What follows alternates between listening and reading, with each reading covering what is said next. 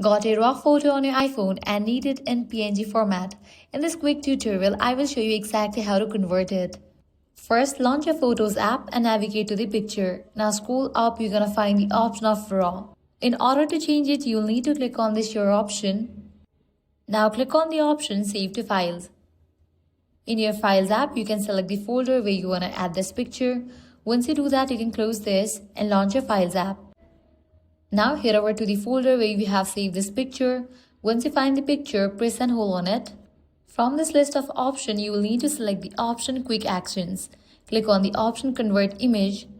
From the list of available options, File Format, JPG, PNG or HEIF, you will need to select PNG.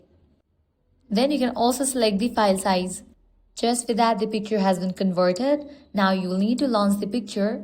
Now you will need to save this picture to your gallery. So click on this Your option, select the option Save Image. Now you can close this, launch your Photos app and check. Now it has been converted into PNG.